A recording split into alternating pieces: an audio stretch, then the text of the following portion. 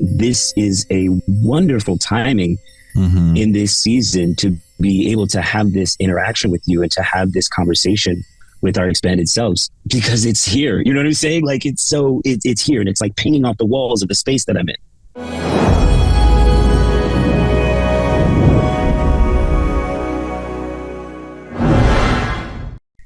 Yo, you got me sweating. Yeah. I sweat too when I do this. I thought, oh my God, am I coming down with something? Yeah, you just like raised my temperature. Like my shirt is wet. Wow, thank you so much. Yeah. Oh, I thank you so much. Speaking of playing along, because this is, one big old experiment for me. And I learn so much when I go back and watch these.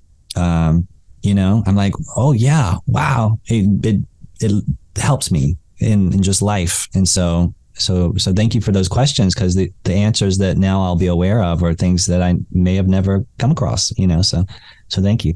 That's really cool. I mean, you definitely, in the very first session,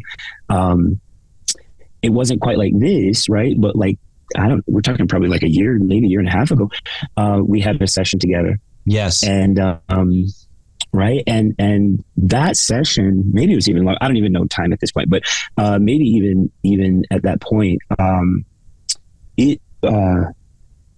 it freed me from myself, specifically as an actor, right? Because I had taken on all of these like societal based fears that never used to be mine. And it made me more willing to be open and adventurous in that space, right? And I think in my mind, I kept it in that space instead of just like opening the gate and letting it permeate like all over. And I know that I have a gift, and I know that I tend to weave in and out of it. Like, one thing that I will never forget forever and ever is minding my own tone. And I have been seeking a way to, I don't know. That was just some really great feedback. Yeah, I'm so glad. That was really amazing.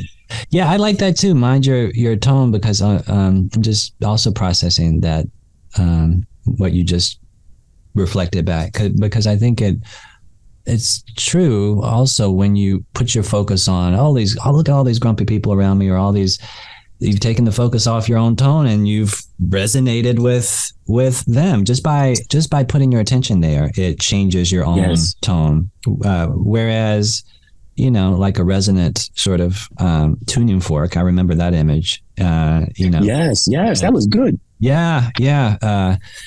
I'm glad that came together. I'm kind of in the back seat, and I'm like, okay, where is this going? I hope it makes sense. But yeah. This is a wonderful timing in this season to be able to have this interaction with you and to have this conversation with our expanded selves. Yes. Because it's here. You know what I'm saying? Like, it's here, and it's like pinging off the walls of the space that I'm in. Yeah. What is really apparent to me as you're speaking is that you came with the answer packaged vibrationally into the question.